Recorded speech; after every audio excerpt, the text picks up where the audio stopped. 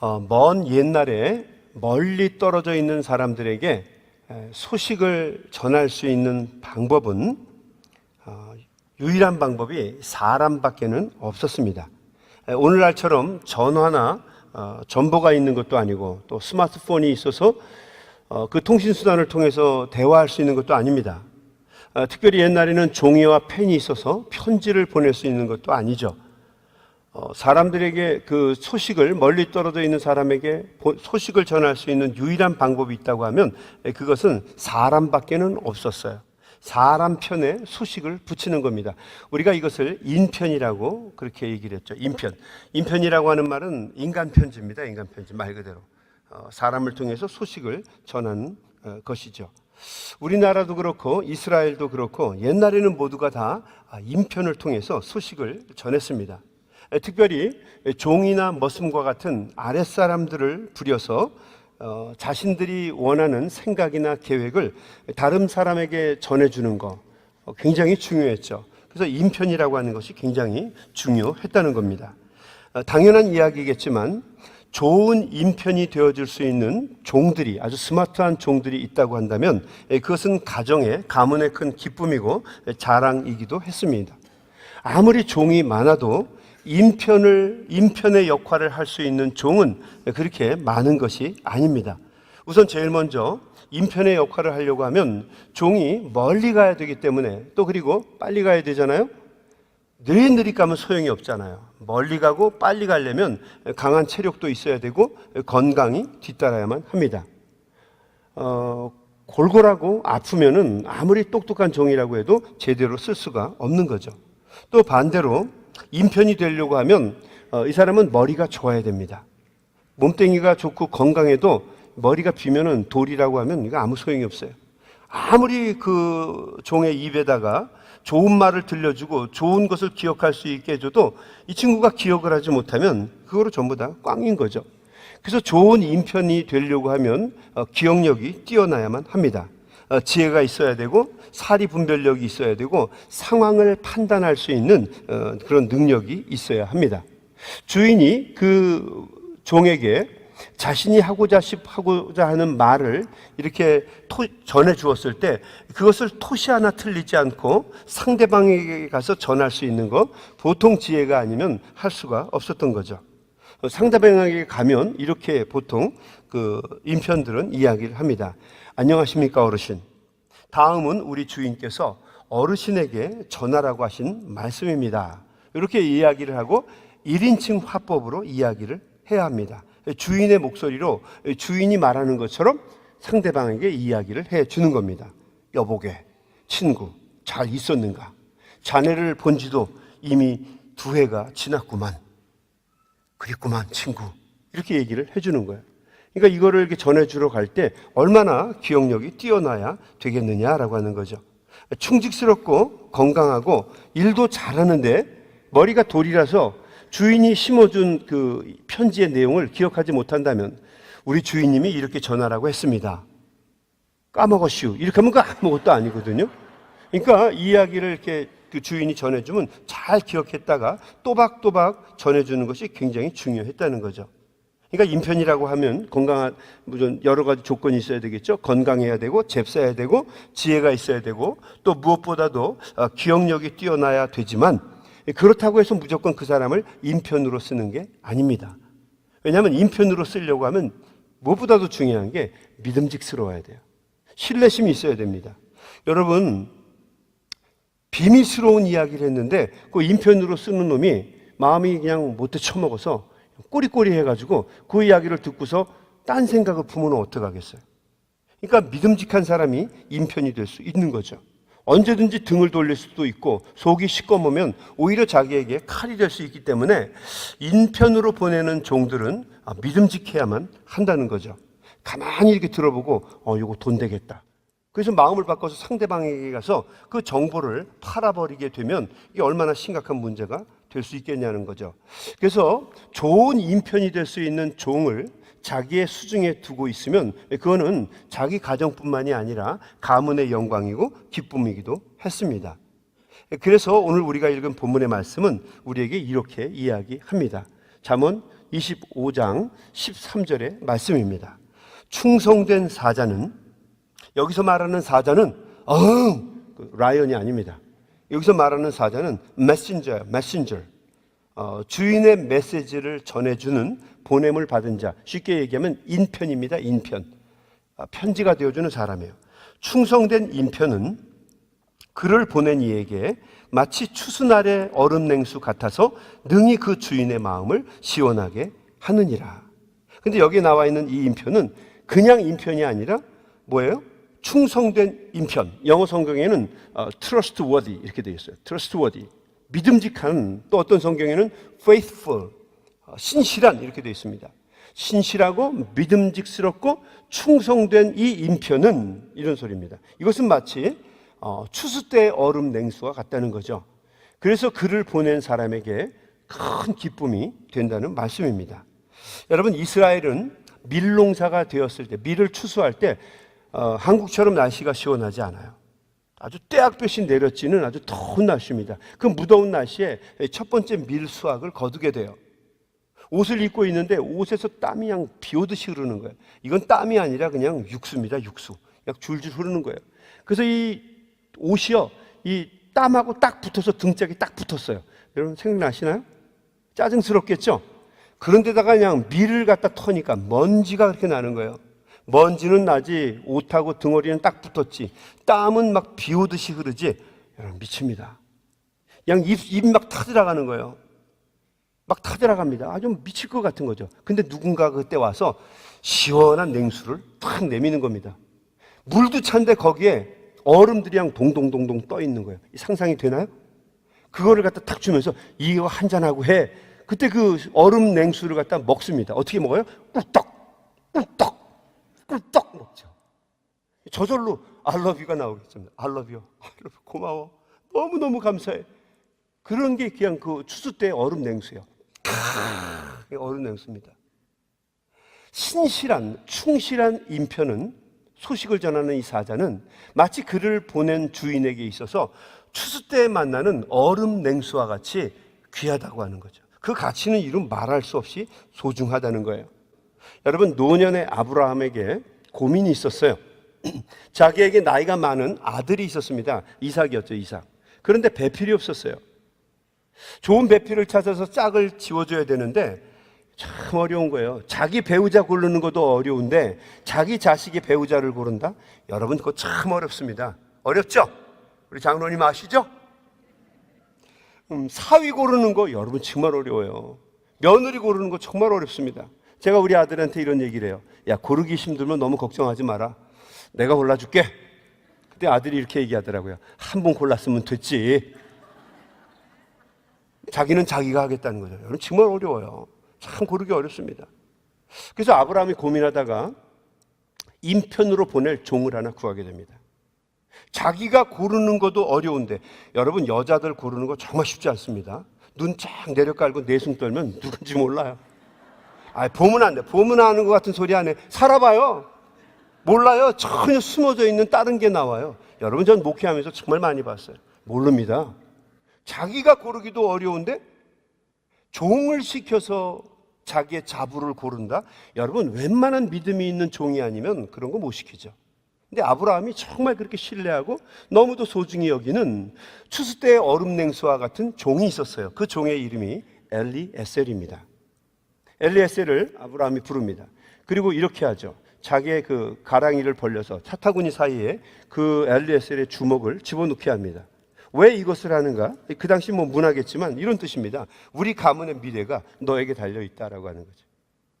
우리 가문의 미래가 너에게 달려있으니까 너에게 모든 게 있다. 그리고 나귀에다가, 여러 필의 나귀에다가 은과 금 가진 보물을 다 등어리에 싣게 됩니다. 그리고 엘리에셀에게 가서, 너 기도하면서 가서 내 자부를 구해오너라고 얘기를 합니다. 여러분, 엘리에셀이 마음 바꾸면 끝나는 겁니다. 그 나귀에 은금이 가득 차 있어요. 그거 가지고 가면 자유인도 되는 거고 남은 생에 떵떵거리면서 편안하게 살 수 있습니다.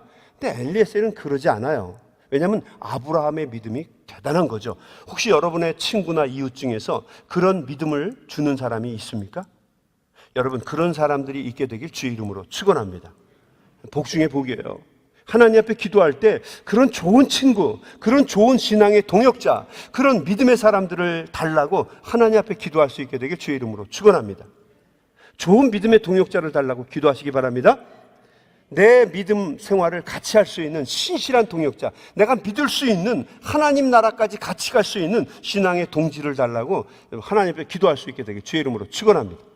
아브라함에게는 엘리에셀이 그런 사람이었어요. 여러분, 엘리에셀이 길을 떠나면서 제일 먼저 뭐를 합니까? 기도합니다. 나 같으면 여기 뭐가 들었나 생각을 할 텐데 엘리에셀은 그렇게 하지 않아요. 기도합니다. 하나님, 내 주인의 아드님의 며느리, 부인을 지금 구하러 갑니다. 우리 주인의 자부를 구하러 갑니다. 나로 하여금 순적히 만나게 하옵소서. 제가 볼 때는요, 아브라함이 믿음의 조상이 되지 말고 엘리에셀이 믿음의 조상이 되면 더 좋겠어요. 아브라함은 이상한 짓만 해요. 와이프를 뭐 2번이나 딴 사람에게 넘기기도 하죠. 맨 하는 짓이 이상한 짓만 합니다. 그렇지만 엘리에셀은요, 잠깐 나오지만 그렇게 신실할 수가 없어요. 그 길을 떠나면서도 하나님 앞에 간절한 마음으로 기도를 합니다. 하나님께서 감동하셨을까요? 이 엘리에셀의 길을 축복하셔서 아브라함의 고향이었던 갈대아 우르에 접어들게 되자마자 곧바로 아름다운 며느리감을 발견하게 됩니다. 그 여인의 이름이 뭡니까? 리브가를 얻게 됩니다. 리브가를 탁 만나게 돼요. 너무너무 기뻐요. 그래서 리브가를 축복하고 그녀에게 가지고 간 금 패물을 줍니다. 손에 팔찌를 끼워주기도 하고 목걸이를 걸어주기도 하고 코걸이를 왜 끼워줄까요? 너 코 꼈다 이 소리죠. 코를 딱 걸어가지고 그 집으로 갑니다. 그리고 나서 그 집에 며칠 유하면서 자신이 오게 된 이유, 그 다음에 자기 주인에 대해서 소개를 하게 됩니다.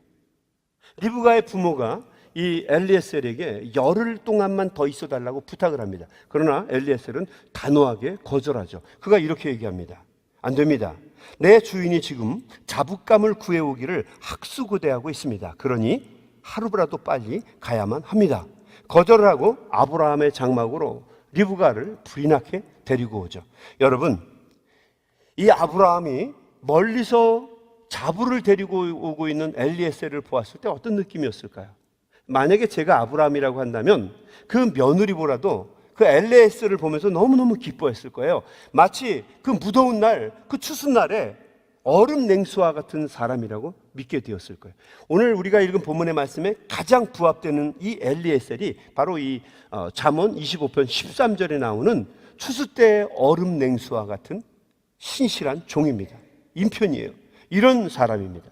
여러분, 하나님께서는 이 엘리에셀과 같은 추수 때의 얼음 냉수와 같은 사람들을 찾으세요.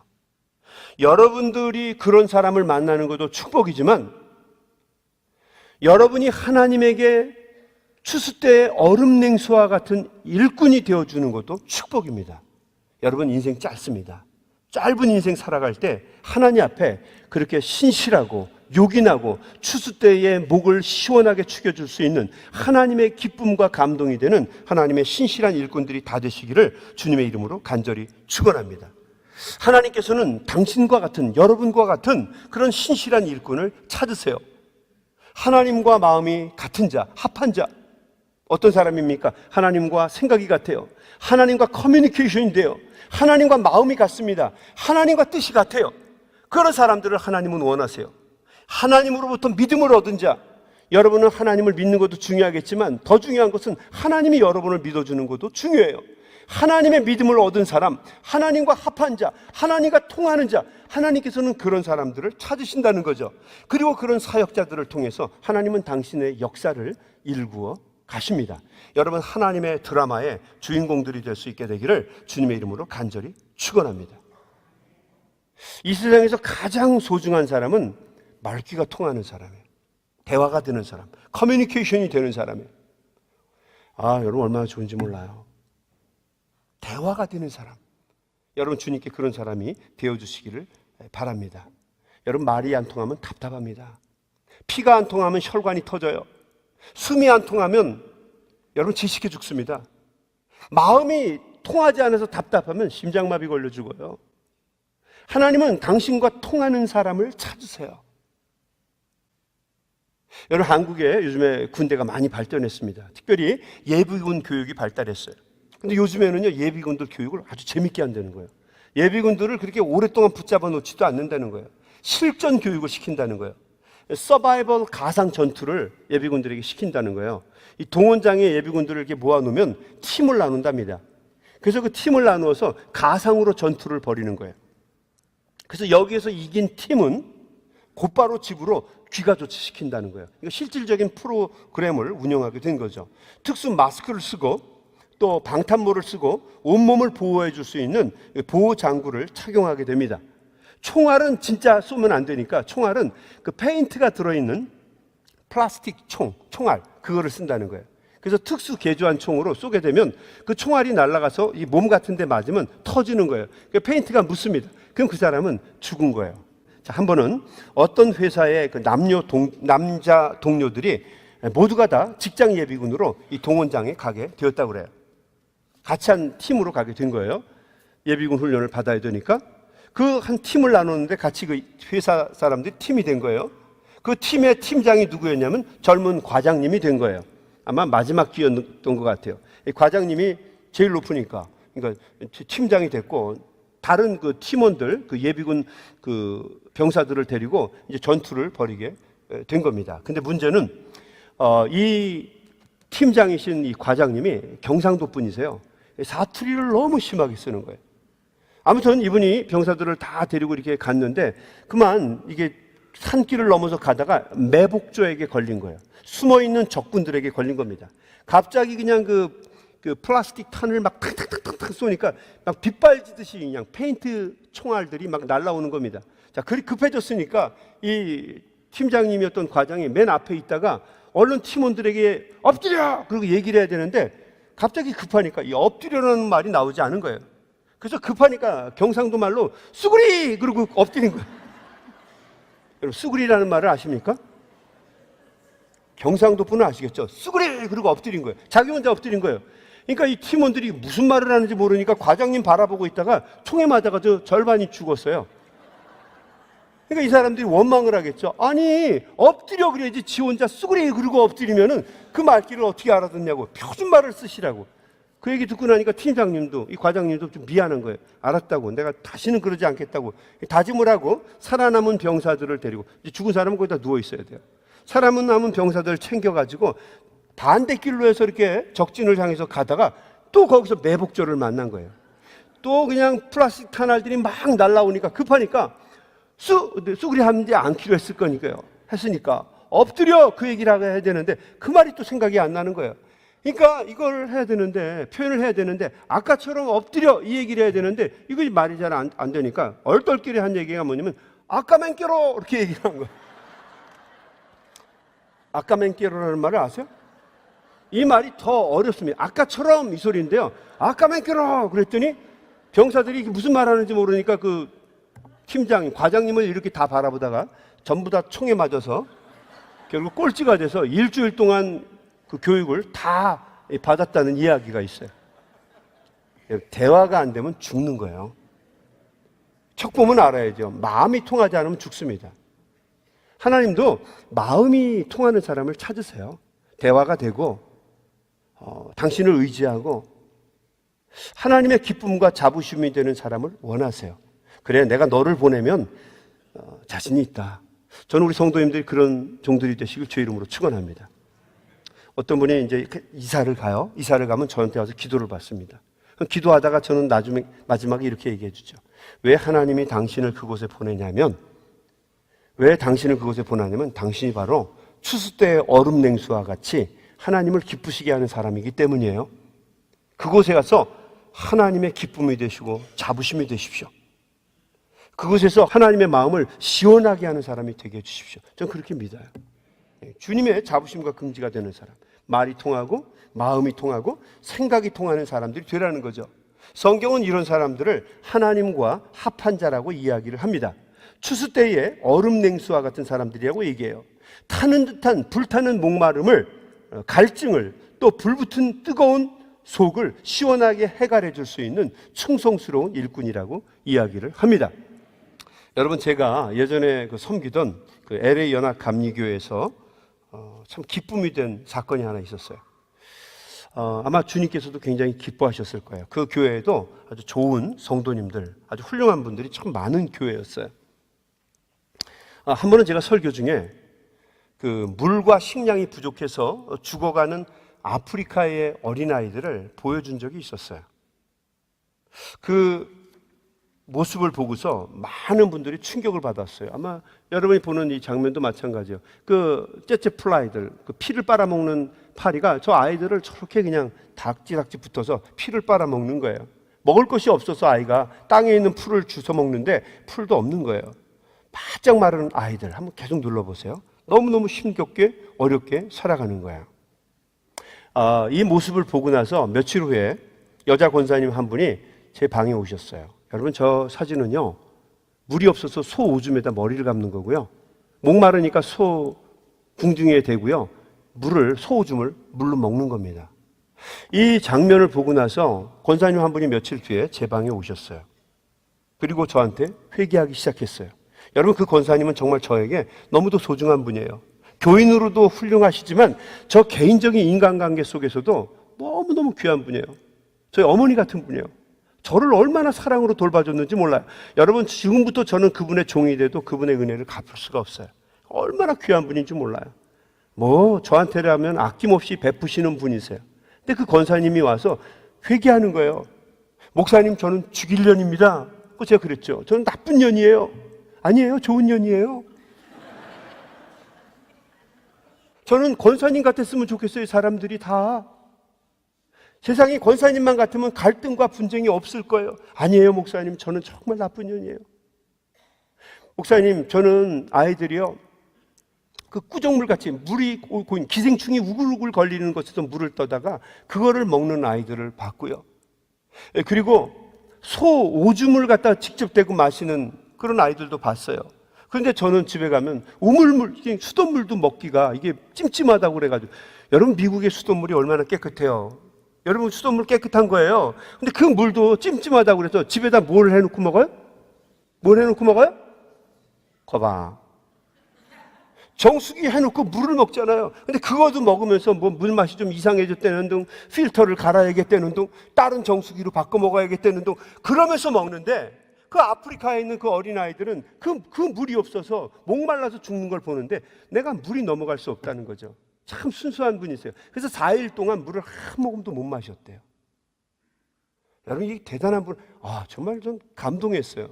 저는 물을 저거 준비하고 나서 물 꿀떡꿀떡 잘 먹었는데 그 권사님은 그랬던 거예요. 얼마나 내가 부끄러운지, 참 얼마나 창피한지. 그 권사님이 이렇게 자녀들에게 이렇게 얘기했다는 거죠. 요번에가 내가 70번째 생일인데 생일잔치 하지 않겠다. 그 돈 다 갖고 온나? 큰아이, 둘째 아이, 셋째 아이 다 그 돈을 가져왔다는 거예요. 그리고 자기가 가지고 있던 돈하고 섞어가지고요, 그 돈을 가지고 저한테 와서 얘기하시는 거예요. 목사님, 이거로 아프리카에 우물을 파달라는 거예요. 아니, 그 뜻은 가상한데 부담되더라고요. 제가 어떻게 아프리카에서 우물을 파겠어요. 누구를 안다고. 그렇다고 해서 그 귀한 돈을, 여러분, 그 돈은 그냥 가벼운 돈이 아니잖아요. 일생을 우리가 살아가면서 70번째 생신을 몇 번이나 맞아요. 한 번밖에 못 맞잖아요. 그게 그냥 돈이 아니잖아요. 여러분, 대단히 죄송한 얘기인데 선교단체에 들을 수가 없더라고요. 이거 그렇게 쓰면 안 되겠더라고요. 물론 그분들을 잘 쓰는 거는 믿지만 그래도 못 하겠더라고요.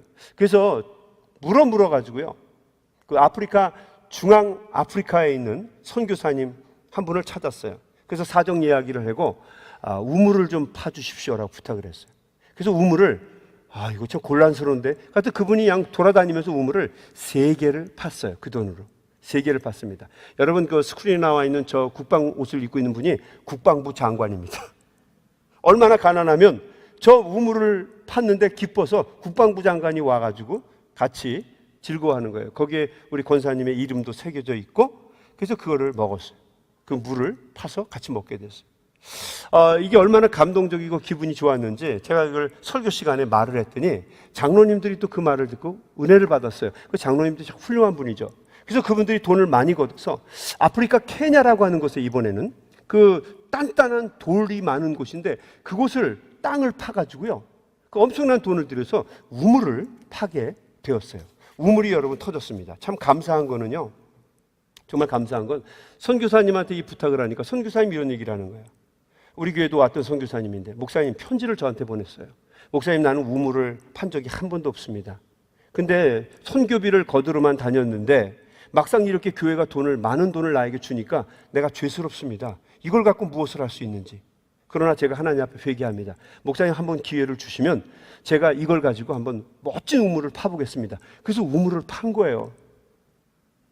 그러니까 우물이 터질 때 그 기뻐하는 모습도 여러분 봤을 거예요. 문이 팍 쏟아오르니까요. 그 선교사님이 막 감격해하고 거기 있는 모든 사람이 즐거워요. 여러분, 그것이 추수 때의 얼음 냉수와 같은 물이에요.